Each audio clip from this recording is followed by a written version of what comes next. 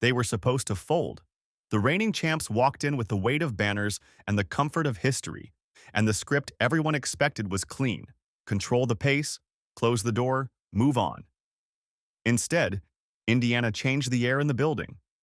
The first hint wasn't a highlight, it was the way possessions stretched. Closeouts arrived a half step sooner. Angles vanished. Rhythm turned sticky. It felt like a team refusing to breathe until the clock agreed with them. 40 minutes of that does something to even the most decorated opponent. Pressure exposes more than weakness. It reveals habits. Indiana's habit is stubbornness. Every drive met a body. Every handoff drew a bump. When they finally walked off with the win, it wasn't a miracle or a whistle or luck at the stripe. It was the math created by disciplined defense and economy of touches. The scoreboard said the season still lived. The posture said something louder. Belief travels. And belief backed by structure becomes dangerous in games where everything shakes. Elimination basketball doesn't care about reputation. It cares about who blinks. From the opening tip, Indiana played like they'd burned the lifeboats.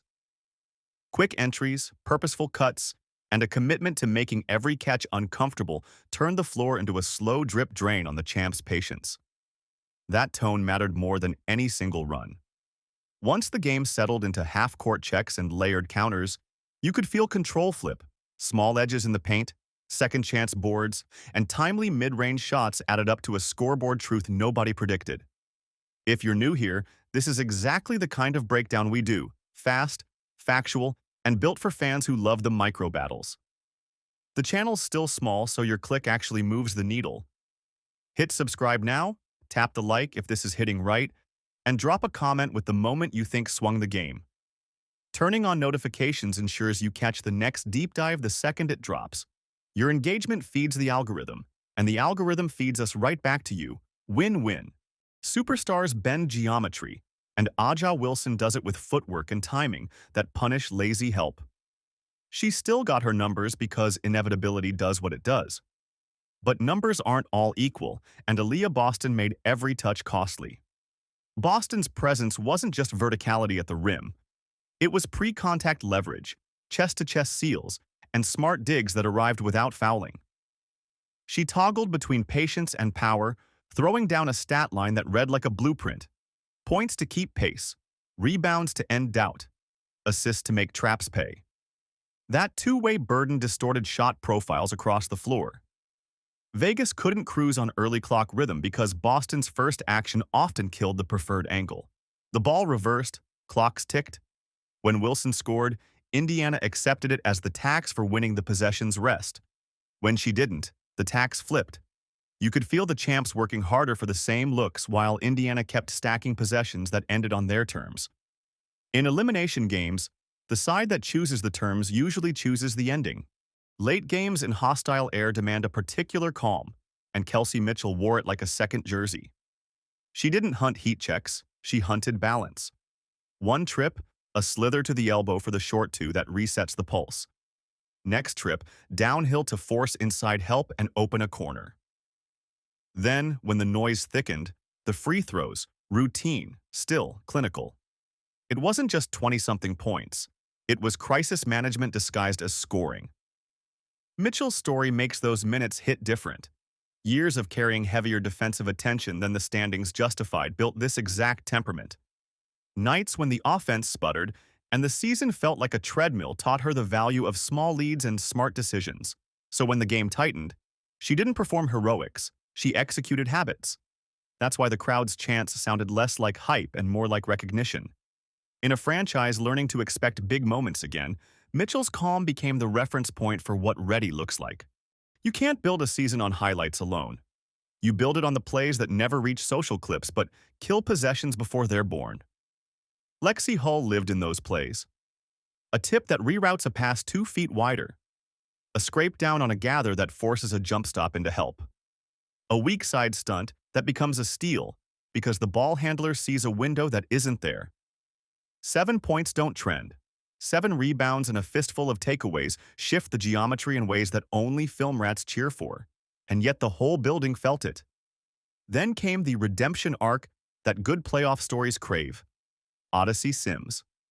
After a night where the rim felt like a thimble, She returned with the poise of someone who trusted the process more than the box score.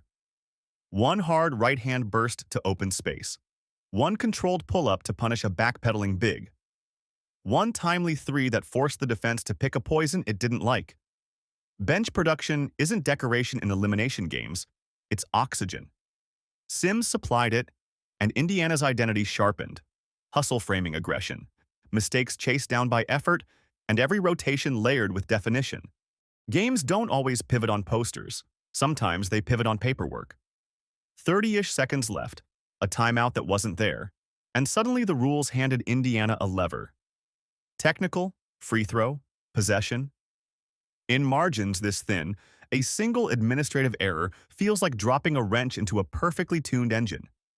The champs still had talent, time, and will, but psychology is a real opponent, and momentum isn't a myth when the stakes are this tight.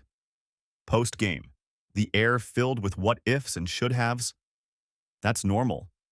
What matters for a series is how teams metabolize the moment. Indiana didn't crow. They closed. They ate the possession, bled the clock, and treated the gift not as a headline but as the final step in a plan they'd been grinding all night. You don't count on errors, but you must be ready to convert them. On that front, Indiana's composure was the cleanest possession they played. Endings like this invite debate. Free throw totals get plotted, contact gets relitigated, and everyone builds a case. The tape shows a more boring truth. Indiana earned trips by forcing square-shouldered drives and touching the paint with intent. Vegas earned theirs by leaning on a superstar who creates contact naturally. Both realities can be true at once. What decides the night is less the sum of whistles than the sequence of responses when possessions tighten. Indiana's responses were stubbornly consistent.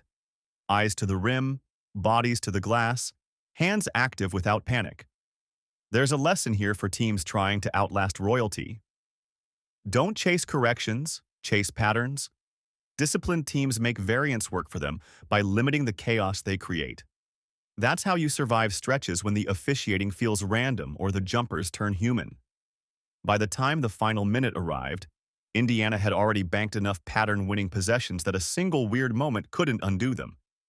They walked into the noise, and when the noise peaked, their habits were louder. Now the series shifts to a place that swallows visitors. The lights are brighter, the room is sharper, the noise stacks on itself until even timeouts feel fast. Vegas will punch first because that's what champions do. Wilson will test the whistle early. Jackie Young will probe for a pocket of comfort. The building will try to ride the first 6-0 spurt into a title swing. The question isn't whether Indiana can stop that opening tide. It's whether they can absorb it and reassert their terms. That means Boston anchoring the early minutes without cheap fouls, Wings chewing up driving lanes, and Mitchell reading traps like sheet music. Belief doesn't guarantee anything, but it turns narrow windows into usable doors. Indiana's 3-0 in elimination spots for a reason. They accept the stress test and play like it's part of the plan.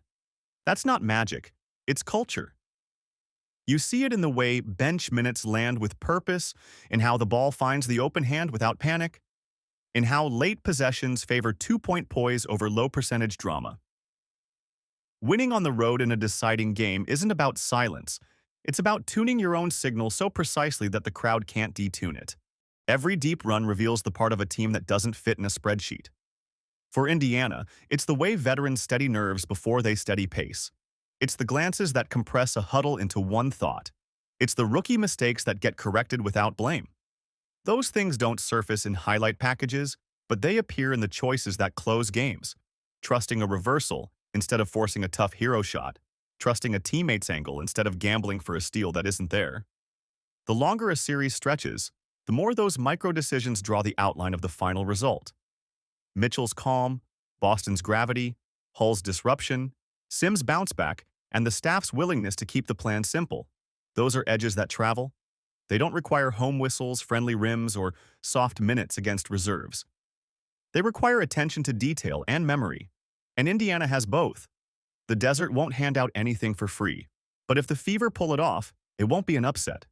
It'll be the logical conclusion of habits hardened under pressure. A single night can reset a timeline. 10 years feels shorter when a franchise finally remembers how it feels to expect late May basketball. That's the door Indiana is standing in front of now.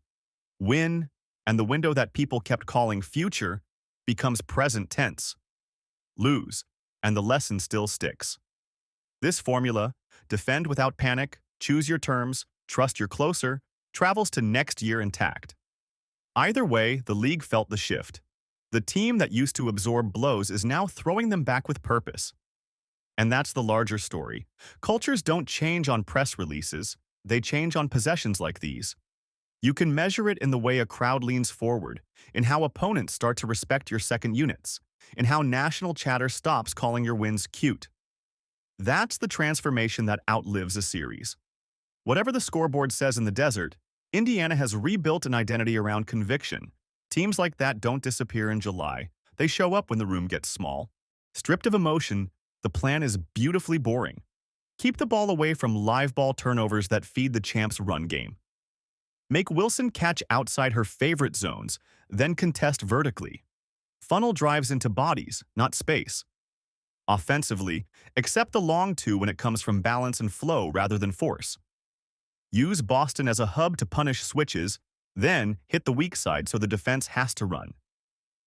End possessions on your terms with 2 players to the glass and 3 behind the line, not 5 in no man's land. The best part about a plan like this is its portability. It doesn't care about building or backdrop, it cares about choices.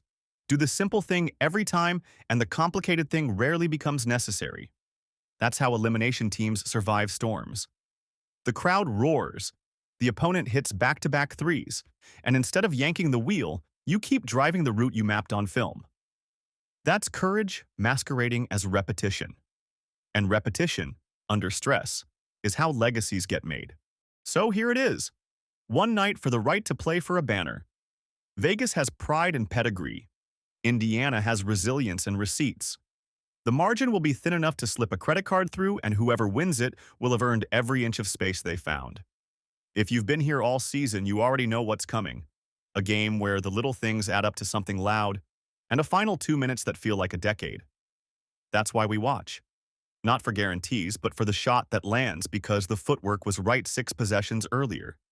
If this breakdown gave you something you didn't have before, an angle, a detail, a way to see the game cleaner, help the channel grow. Subscribe so you don't miss the next deep dive. Like the video so the algorithm sends it to other fans who want more than highlight reels. And comment with the exact possession that flipped your belief. Was it a weak side steal, a mid-range dagger, or the calm at the line when the room shook? Your voice doesn't just sit here. It shapes what we cover next. See you after the buzzer.